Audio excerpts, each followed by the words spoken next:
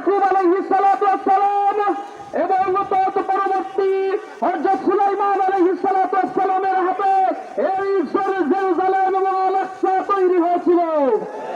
সুতরাং মুসলমানদের এই পুরাতন আবাসভূমি থেকে যারা মুসলমানদেরকে বিরত রাখার জন্য, বিতাড়িত করার জন্য চক্রান্ত করছে, তোমরা জেনে রাখো আমাদের গায়ে রক্ত থাকা, বন্ধু রক্ত থাকা সত্ত্বেও আমরা এই অন্যায় মেনে নেব না ইনশাআল্লাহ।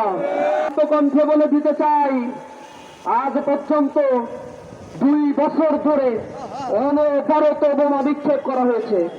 দ্বিতীয় বিশ্বযুদ্ধে যে পরিমাণে বোমা নিক্ষেপ করা হয়েছিল টোটাল ইউরোপে, তার চাইতে বেশি বোমা নিক্ষেপ করা হয়েছে ছোট এই গাজার স্তূপে।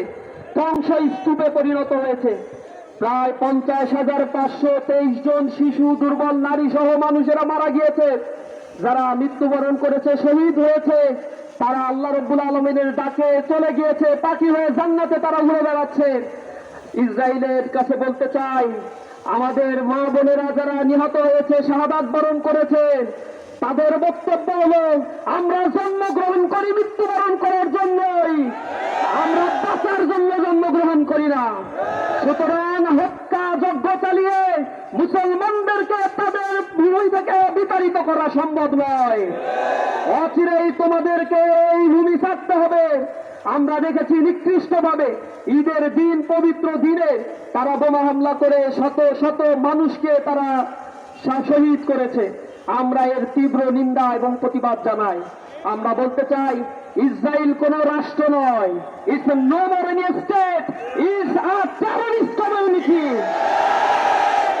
They are committing genocide, ethnic cleansing. We strongly condemn about this thing, ethnic cleansing. প্রিয় বন্ধুগণ, ইসরায়েল রাষ্ট্রকে যারা সহযোগিতা করছে, আমরা দেখতে পাচ্ছি মানবতার ধ্বজাধারী গণতন্ত্রকে তারা অন করে নাকি। সেই ইউনাইটেড স্টেট অফ আমেরিকা, সেই ডোনাল্ড ট্রাম্প, এই বদমাইশ যখন ক্ষমতায় আসীন হয়েছে, এরপরেই নিরীহ এই মানুষদের উপরে আরো বেশি চুক্তি লঙ্ঘন করে এই জায়নিজমরা তারা হামলা করে চলছে। তারা ডেমোক্রেসির কথা বলে, গণতন্ত্রের কথা বলে, পৃথিবীর মুসলিম উম্মাহকে তারা আন্দেশ করার জন্য চক্রান্ত করছে। আমরা বলছি, তোমরা এহেন কর্মকাণ্ড থেকে বিরত যদি না হও, আমরা মুসলিম সারা পৃথিবীতে প্রায় 200 কোটি মুসলমানের সমুচিত জবাব দেব ইনশাআল্লাহ। ইসরায়েলের পণ্য, আমেরিকার পণ্যগুলো আমাদের বয়কট করতে হবে। তাদের প্যারালাল পণ্যগুলোকে আমাদেরকে অন করে ব্যবহার করতে হবে। আমরা আমেরিকা অথবা যারা রয়েছে এই জায়নিজমের সহযোগী, বিশেষ করে ইউরোপীয় ইউনিয়নের দেশগুলো, ওআইসির সদস্য এবং মুসলিম লীগের যারা, মুসলিম উম্মাহের যারা প্রতিনিধিত্ব করে, বা আমরা জানি যে মুসলিম দেশগুলো রয়েছে, তারা আজ নিশ্চুপ হয়ে আছে। হামাসের প্রতিষ্ঠাতা তিনি বলেছিলেন, আমরা ছোটবেলায় জানতাম যে শুধুমাত্র মধ্যে এই পৃথিবীর এই জায়গাটিতে, মধ্যপ্রাচ্যের মধ্যে গাজাই শুধু অনিরাপদ রয়েছে, গাজাই শুধু অন্যের দখলে রয়েছে।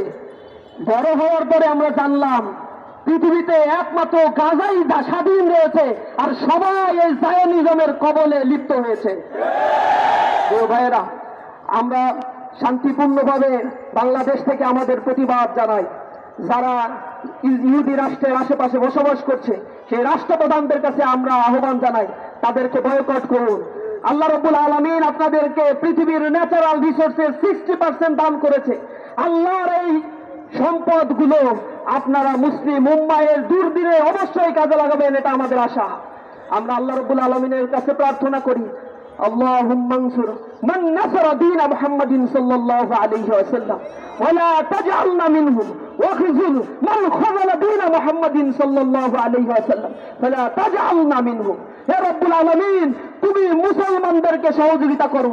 আল্লাহ, ওই দুর্বল নারী শিশুরা আজ তোমার কাছে প্রার্থনা করছে, রব্বানা আখরিজনা মিন হাযিহিল ক্বরিয়াতি যালিমি আহলাহা ওয়াজআল লানা মিন লাদুনকা ওয়ালিয়্যা ওয়াজআল লানা মিন লাদুনকা নাসীরা।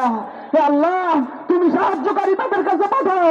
হে রব্বুল আলামিন, মুক্তিকামী সংগঠন হামাসের শক্তিমত্তাকে তুমি বাড়িয়ে দাও।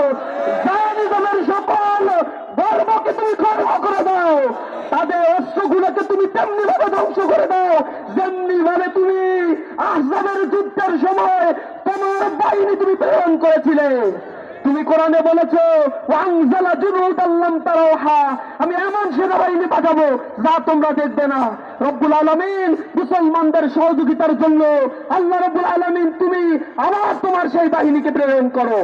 প্রিয় ভাইরা, আমরা উদ্বেগের সাথে লক্ষ্য করছি, আমরা যখন এই কর্মসূচিগুলো পালন করে পৃথিবীতে বিভিন্নভাবে প্রেশার ক্রিয়েট করার জন্য ইসরায়েলের উপর চেষ্টা করছি, তখন বাংলাদেশে বিচ্ছিন্ন কিছু জায়গায় কিছু ভাইদেরকে আমরা দেখতে পাচ্ছি দোকান পাটে হামলা করে লুটপাট করছে। এগুলো কখনোই আমরা কামনা করি না। এ সকল হীন কর্মকাণ্ড থেকে সকলকে বিরত থাকার জন্য আহ্বান জানাই। পাশাপাশি আগামীকাল বাংলাদেশের প্রতিটি গুরুত্বপূর্ণ ভবনগুলোতে এবং বাসাবাড়ির বিল্ডিং এর সাথে প্যালেস্টাইনের পতাকা উত্তোলন করে আমরা প্যালেস্টাইনের গাজাবাসীদের জন্য সমর্থন জ্ঞাপন করার জন্য ইসলামী ছাত্র শিবির কর্মসূচি ঘোষণা করেছি। এরপর দিন আমরা বাংলাদেশে অবস্থিত দূতাবাসগুলোতে স্মারকলিপি প্রদান করব। তাদের কাছে আমরা আহ্বান জানাবো প্যালেস্টাইনের মানুষের পাশে দাঁড়ানোর জন্য। তাদের খাদ্য সংগ্রহ, তাদের সাধ্যের স্বাভাবিক প্রবাহ যেন ঠিক থাকে, এই রাষ্ট্রকে আবার পুনর্গঠন করার জন্য মুসলিম উম্মাহের কাছে আমরা উদাত্ত আহ্বান জানাবো। এরপর দিন আমাদের জেলা ভিত্তিক প্রতিটি জেলা শহরে মাস গ্যাদারিং প্রোগ্রাম রয়েছে। আমরা প্রতিটি জেলা শহর থেকে প্রতিবাদের ঝড় উঠাবো ইনশাআল্লাহ।